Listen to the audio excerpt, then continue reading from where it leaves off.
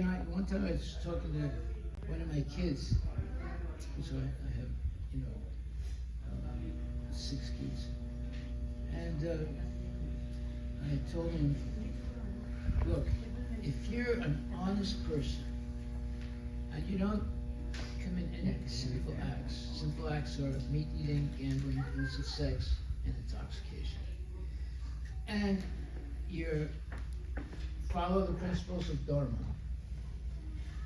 Dharma means how to act based on the instructions of Krishna. The entire Bhagavad Gita are instructions by Krishna how to live properly. So I said, if you live a dharmic life, you'll be a success in life. And if you just live a life to make a lot of money, spend it, and engage in sense gratification, you'll be a failure. Because at the moment of death, you will not be able to think about Krishna. You just think about your money or all the sex you had or this or that. By the way, at the moment of death, whatever you did in life will flash in front of your mind. And if most of it was not sense and sense gratification, that's what you're going to see, and that's what you're going to be in the next life. So an intelligent person will say, wait a minute, I should not be watching television. I should not be going to the movies. I should not be eating meat. I should not be engaged in illicit sex. Because if I keep doing those things over and over again, I'm not going to think of God at the moment of death. I'm going to think of all these other things that I did. Because at the moment of death, all these things are going to flash through your mind very quickly. So we have to think about what is success. Success is preparing for death. Death can be the most important moment in your life because you become freed from the material body if you're thinking of Krishna.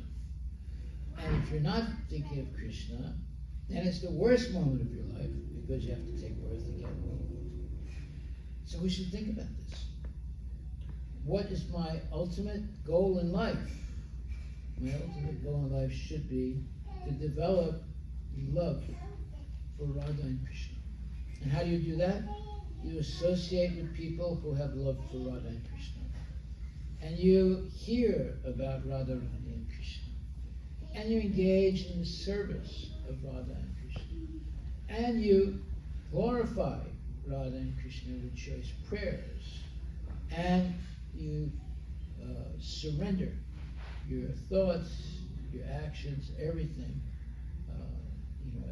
for Radha and Krishna. This was the original culture of Bharat.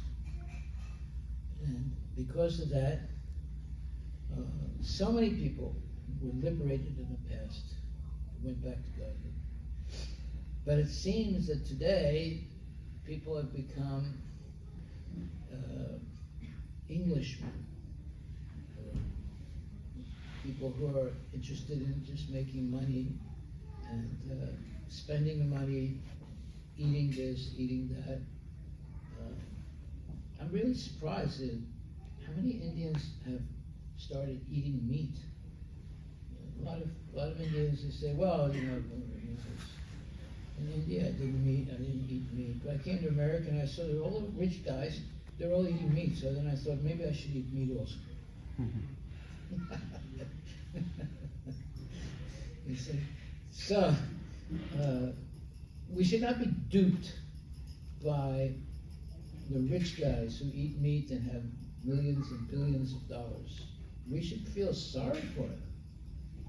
Because if that's all they're doing, in their next life they're going to be worms or cockroaches or something like that because they're committing a tremendous amount of sins. But we should be very concerned about living a sinless life, not a sinful life. What is a sinful life? Meat eating, gambling, illicit sex, intoxication, always, watching television, or doing this or doing that for sense gratification. But actually, as a human being, we're not meant to do those things. As a human being, we're meant to cultivate our relationship with God. because that's what differentiates us from an animal. What does an animal do? Animal eats, sleeps, mates, and defends.